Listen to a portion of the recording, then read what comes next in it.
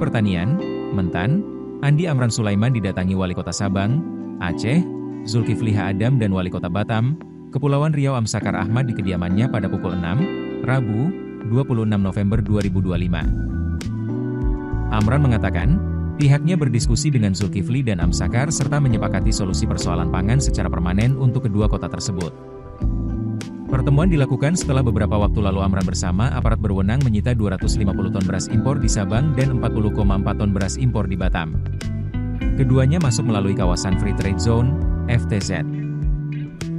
Amran menuturkan, diskusi dengan Wali Kota Sabang dan Wali Kota Batam itu tidak hanya mengenai persoalan beras, tapi juga terkait produksi pertanian, khususnya di dua daerah itu.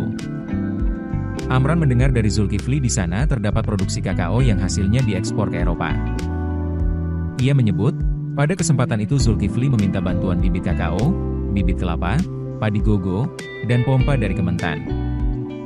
Sementara, pihak Wali Kota Batam meminta bantuan bibit hortikultura seperti jagung dan pasokan beras premium. Menurut Amran, pertemuan dan kerja sama tersebut merupakan wujud hubungan pusat dan daerah yang diinginkan Presiden Prabowo Subianto.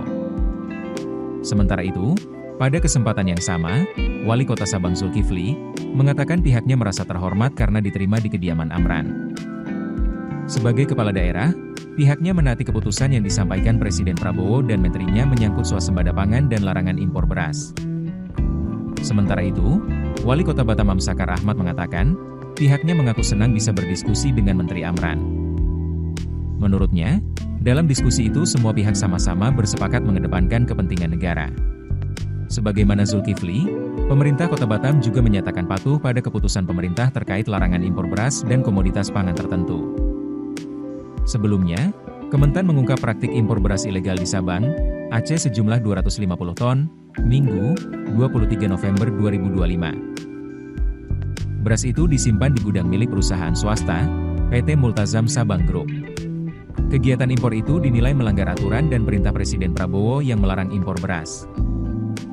Kemudian, pada Senin, 25 November 2025, Kementan kembali menyita 40,4 ton beras, 2,04 ton minyak goreng, 4,5 ton gula pasir, 600 kg tepung terigu, 900 liter susu, 240 pieces parfum, 360 pieces mie impor, dan 30 dus frozen food. Usai penyitaan itu, pemerintah Provinsi Aceh sempat menyampaikan keberatan. Gubernur Aceh Muzakir Manaf melalui juru bicaranya, Muhammad MTA mengeklaim tidak ada regulasi yang dilanggar Badan Pengusahaan Kawasan Sabang, BPKS, dan pihak terkait.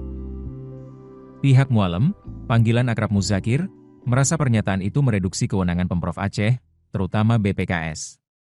Gubernur Aceh lalu meminta Mentan menguji lab 250 ton beras itu dan melepasnya ke masyarakat.